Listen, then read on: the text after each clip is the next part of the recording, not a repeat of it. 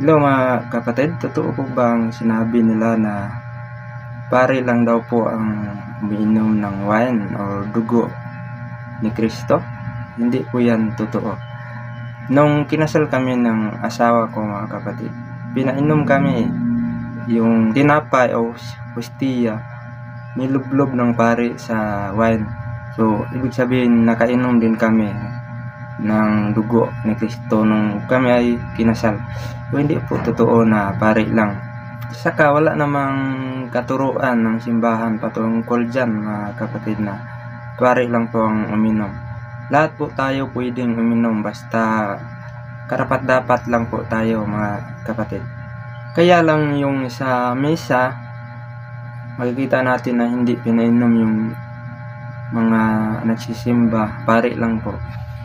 May purpose po yan mga kapatid.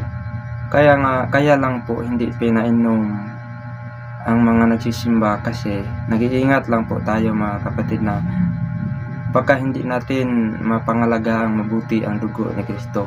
Kasi dugo ni Kristo po yan totoong dugo po yan ni Kristo. Bawat patak po niyan ay mahalaga. Sigurado ba tayo na mapangalagaan natin mabuti yan kapag ipinainom natin sa mga dumadalo sa misa mga kapatid? Ang dami kayang dumadalo sa misa.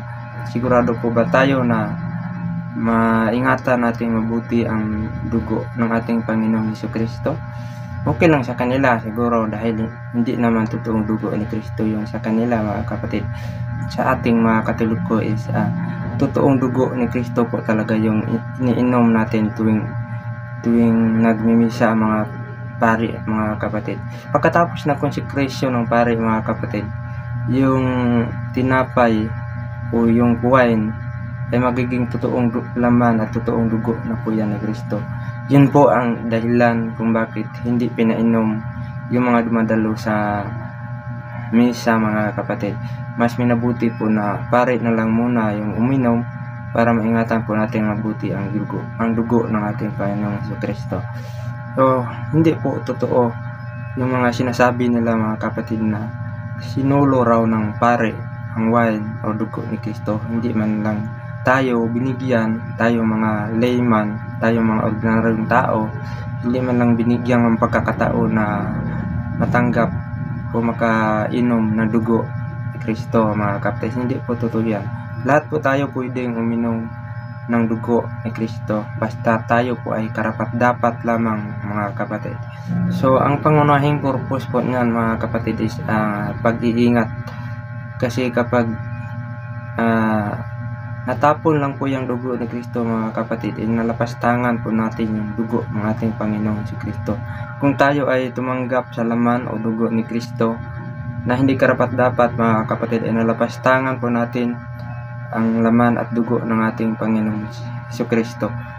Kung nalapastangan natin ang laman at dugo ni Kristo sa pamamagitan ng pagtanggap natin na hindi tayo karapat-dapat mga kapatid, lalo na siguro kapag natapon lang yung dugo ni Kristo.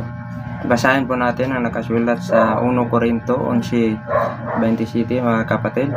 Kaya't ang sinumang kumain ng tinapay o uminom sa saro ng Panginoon na di nararapat ay magkasala sa katawan at dugo ng Panginoon. Lumalinaw po mga kapatid na kapag tayo po ay tumanggap o kumain at uminom ng dugo at laman ni Kristo na hindi nararapat, ay nagkasala po tayo sa dugo at laman ni Kristo mga kapatid. So, ang pangunahing rason po natin kung bakit hindi pinainom yung mga dumadalo sa misa, pare lang ang uminom, dahil nag-iingat lang po tayo mga kapatid na baka matapon lang ang dugo ni Kristo. Dahil hindi po tayo nakakasiguro mga kapatid na mapangalagaan natin mabuti ang dugo ng ating Panginoon kapag pinainom natin sa mga dumadalo sa misa. Isa pa mga kapatid, hindi magiging incomplete kapag tinapay lang ang ating tinanggap dahil buhay. Ibig sabihin kung buhay mayroong dugo mga kapatid. Babasahin po natin yung nakasulat sa Juan 5:51 mga kapatid. Ako ang tinapay na buhay na bumabang galing sa langit. Kung ang sino man ay kumain ng tinapay na ito, siya'y mabubuhay magpakailanman.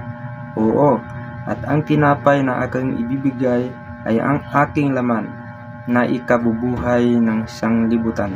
Yung sabi po ni Kristo, mga kapatid, ako ang tinapay na buhay na bumaba galing langit. So, ibig sabihin, mga kapatid, buhay yung tinapay, buhay yung laman na ating tinanggap doon sa misa, mga kapatid.